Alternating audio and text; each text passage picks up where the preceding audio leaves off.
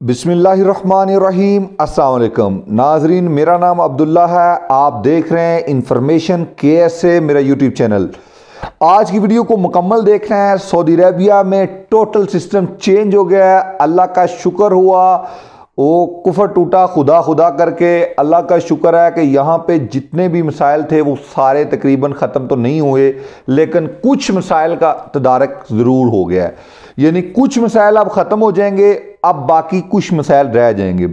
Information KSA जिस दिन से स्टार्ट किया, मैंने उस दिन से आपको उम्मीद दिलाई कि अब हालात बदलने जा रहे हैं इंशाअल्लाह ताला। जिस तरह लोगों ने केसेस कर ये मकतब अमल का रुख अख्तियार किया, कोई ना कोई रिस्पॉन्स ज़रूर आएगा। अल्लाह का शुक्र है वैसा ही हुआ। इससे पहले भी अगर आप मेरे चैनल पे जाएं, आप आज का निज़ाम और मेरी वीडियो 10 दिन 15 दिन महीना पहले की चेक करेंगे न्यू निज़ाम के मतलब, तो आपको आपके भाई की बात एकदम सही लगेगी और 100% दुरुस्त निकली है।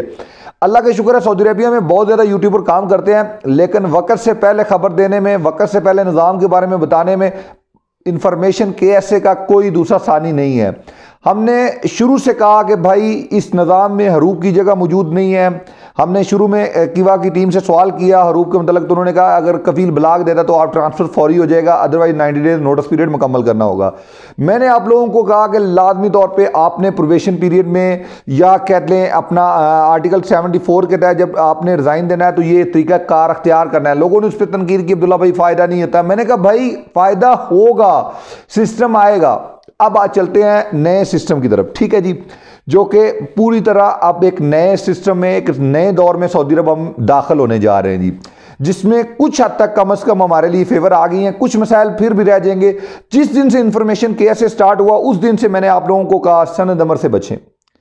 हर दफा आपको कहा सनद अमर से बचें। सनद अमर खतरनाक चीज है आप लोगों के लिए।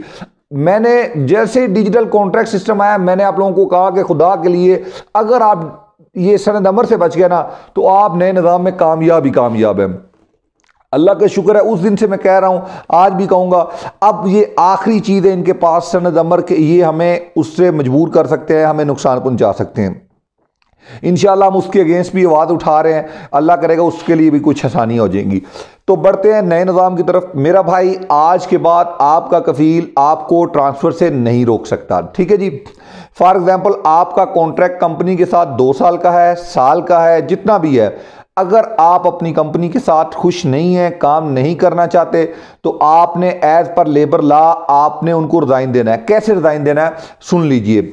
सबसे पहले आपने देखना है कि आपका किवा अकाउंट में नोटिस पीरियड शो हो रहा होगा, 60 दिन, 90 दिन, 30 दिन, जितना भी है। इसके मुताबिक आपने अपने कॉन्ट्रैक्ट को टर्मिनेट कर देना है। जितने दिन पहले लिखा है उससे ज्यादा दिन पहले आपने टर्मिनेट कर देना है। ये बात याद रखें, ठीक है। 2, 4 दिन, 5 दिन ज्यादा दिन एक्स्ट्रा आपने रिजाइन इसे टर्मिनेट कर देना है, ठीक है जी, बिफोर एंड ऑफ कॉन्ट्रैक्ट। यानी कि अगर बिफोर 90 डेज लिखा है तो आपने 100 दिन पहले रिजाइन दे देना है, ठीक है जी। ये बात आपने ज़हन में रखनी है जी।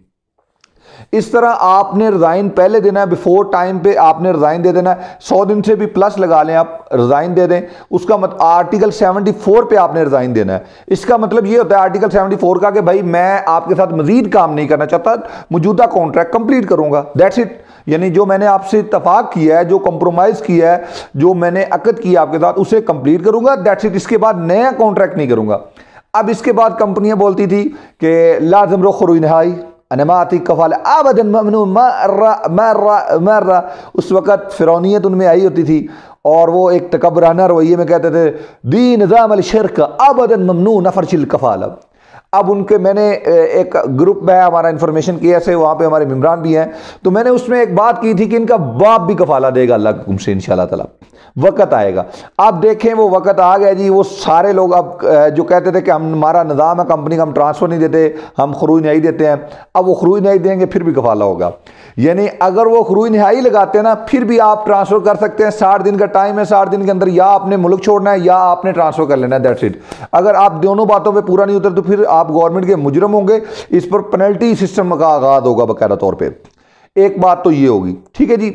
एक बात ये होगी कि आपने कफाला करने का हक आपकी तरफ अब आ गया मुकम्मल तौर पे। ये कफीलों की इजारादारी मुकम्मल तौर पे ख़त्म। मैंने आप लोगों को कहा था कि 1 जनवरी 2023 से पहले ये निज़ाम लाजम हो गया है, क्योंकि मेरी कीवा की टीम से डेली बात होती रहती थी। अक्सर मेरा असल में रिहायश वादी लबन में है, तो यहाँ पे कुछ मकतब अमल के लोग भी यहाँ पे रिहायश पजीर हैं, तो मेरी उनसे भी मीटिंग होती रहती है अक्सर इस मामलात में। तो अल्लाह का शुक्र है कि उनसे मैंने ये बात पहले से बहुत पहले मेरे पहले में थी, जिसमें मैंने इजहार अपने यूट्यूब चैनल पे किया। आज आप देख लें कि आज है 23/10/2022। आपको आपके भाई ने इससे पहले कितनी दफ़ा ये खुशखबरी दे चुका है, आप चेक कर लेना निज़ाम के मतलब जी। आज की खुशखबरी। अच्छा जी, अब दूसरी चीज़ क्या होगी है, आज की जो खबर है वो ये है कि अगर आपका कफील आपके पीछे हरूप देता है किसी भी वजह से, तो आप ट्रांसफ़र का फिर भी हक रखते हैं। ठीक है जी, वो हरूप एक्सेप्टेबल नहीं है। हरूप एक्सेप्टेबल है 60 दिन बाद। 60 दिन का आपके पास टाइम है कि आप किसी भी जगह ट्रांसफ़र कर सकते हैं। ठीक है, 60 दिन बाद फिर आपके ऊपर पेनल्टी भी होगी, जुर्माना भी होगा, सारा सिलसिला होगा, लेकिन 60 दिन के अंदर आप ट्रांसफ़र कर लेंगे।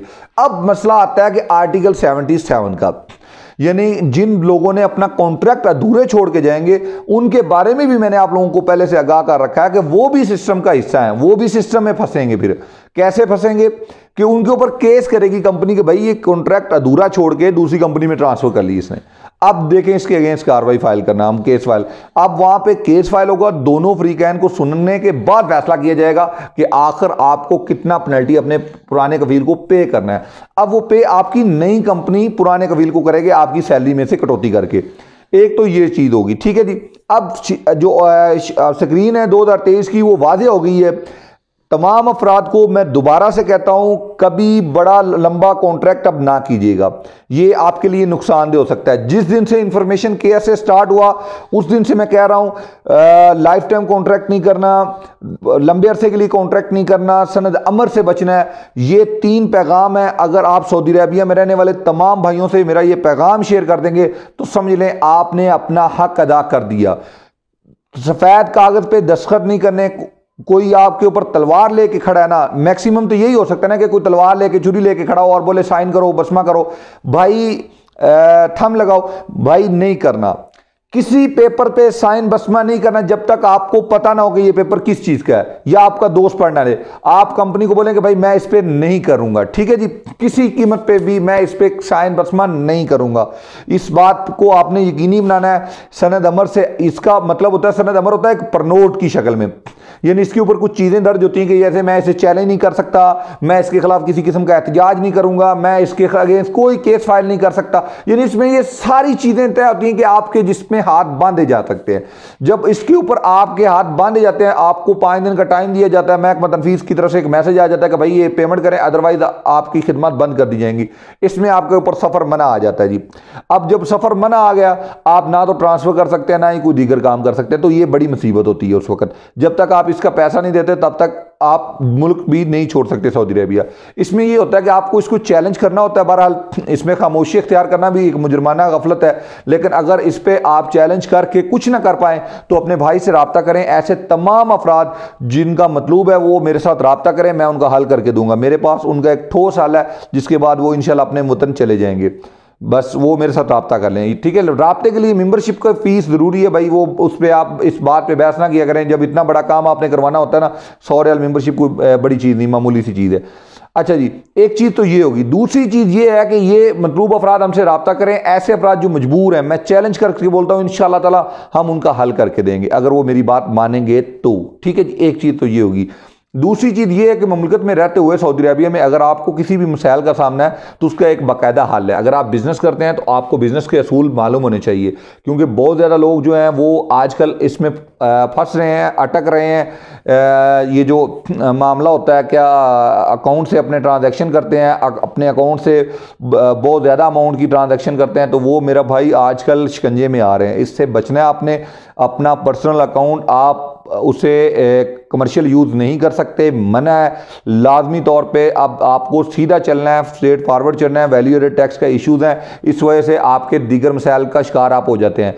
आप अपने कोई दुकान का या कोई किसी सिलसिले का आप उसमें ट्रांजैक्शन करना शुरू कर देते हैं। 10,000 की आपकी सैलरी 2,000 रजिस्टर्ड है, आप 10-15 हज़ार की ट्रांजैक्शन कर रहे हैं मानना, तो मेरा भाई इसके ऊपर आपके खिलाफ एक्शन हो सकता है। इसलिए अपने अकाउंट को कमर्शियल यूज़ नहीं करना, जस्ट पर्सनल यूज़ करना है। अगर आपके पास पैसा ज़्यादा आता है बाद दफ़ा जमैया हम लोग इस्तेमाल करते हैं या कुछ इस तरह, उससे किसी दोस्तों के साथ शेयरिंग एड पे ही आपने अपने वतन भेजना है या जो भी करना है, लेकिन भाई इस पे ज़्यादा नहीं करना, ठीक है जी। इस पे ज़्यादा काम नहीं करना। ऐसा नहीं है कि आप अपने अकाउंट से 20,000 पाकिस्तान भेजेंगे, इंडिया भेजेंगे, बांग्लादेश, श्रीलंका भेजेंगे तो आपके ऊपर एक्शन नहीं होगा। आपके ऊपर एक्शन होगा, याद रखिए मेरी बात, ठीक है जी।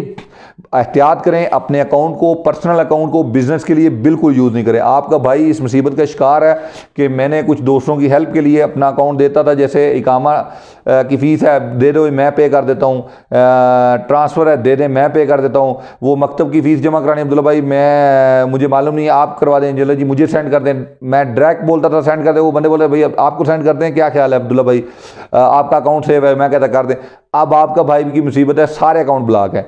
बहरहाल अल्लाह खैर करेगा इंशाल्लाह ताला, अल्लाह ताला बेहतरीन फरमाएगा इंशाल्लाह ताला। बहुत बहुत शुक्रिया, ढेर सारा ख्याल रखिएगा, अल्लाह हाफ़िज़।